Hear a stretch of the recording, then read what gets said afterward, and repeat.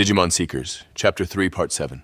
The first manned digital world exploration, known as the Tartaros project, achieved roughly half of its objectives, but ultimately ended in complete failure. DMIA, later referred to as the Digital World Action Disappearance.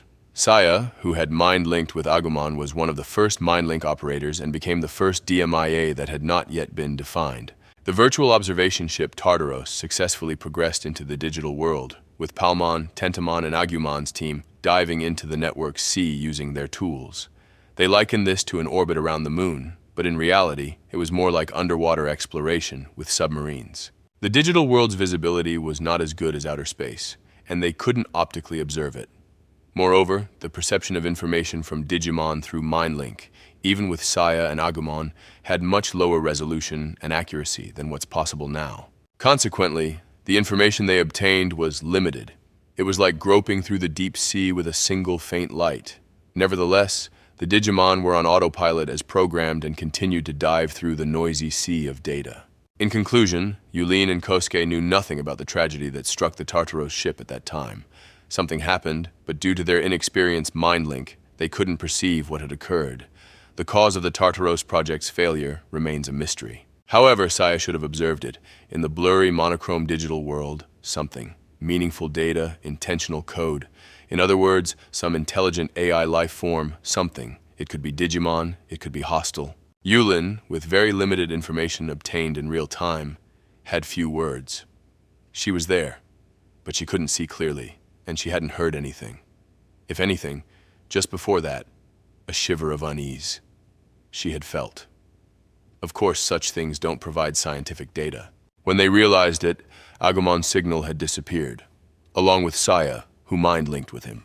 It happened at the turning point of the project, an attempt to get closer to the digital world area, some intentional code, AI, attack.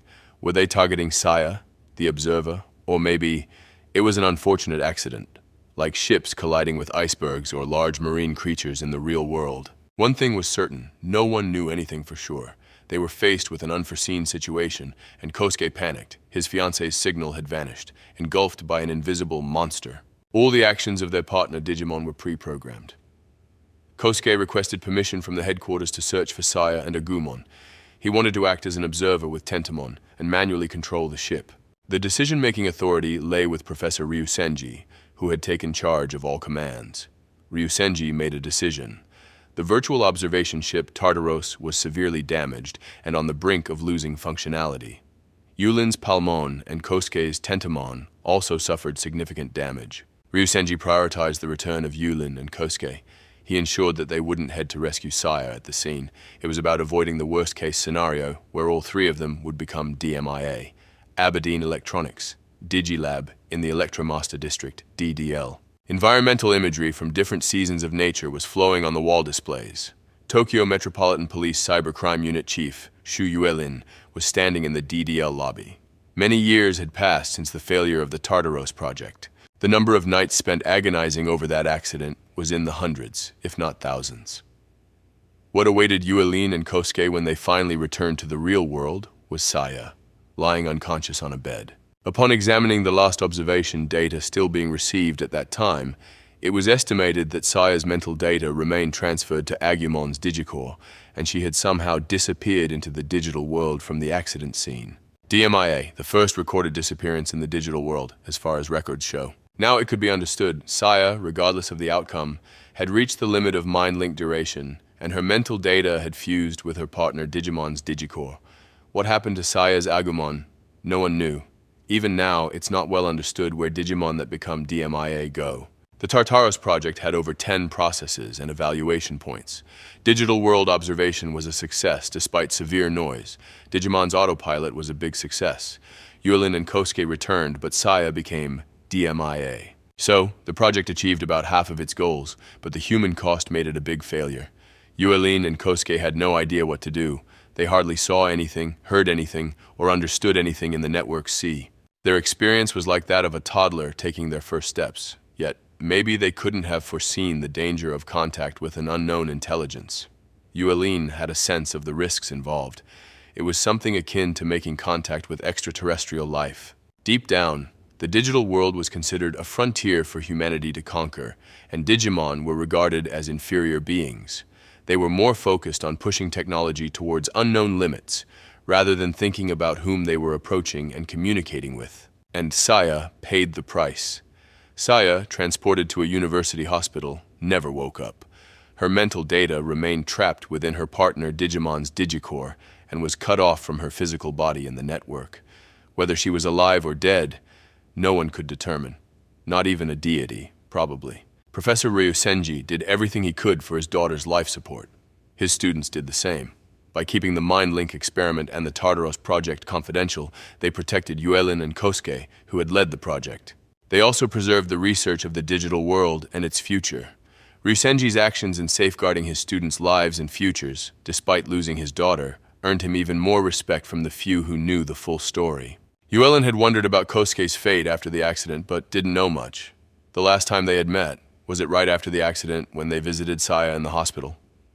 Kosuke stopped coming to the university and even stopped answering phone calls. Yuelin only heard about his whereabouts from Professor Ryusenji after some time. Saya is being transferred to the United States. They have specialized medical facilities there. They can provide care while minimizing damage to her physical body. But you won't be able to visit her like before, but I think it's for the best. For Saya, Yuelin, someone as talented as you shouldn't be stuck like this over Saya. This could prevent you from graduating. As for Kosuke, of course I'd talk to him. He's quitting the university. It was just a matter of timing for him.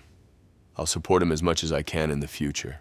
After the accident, Yuelin and Kosuke's time seemed to stand still. The Tartaros project and digital world research were frozen by Professor Ryusenji's decision. The three of them were now scattered, unable to do much or help each other.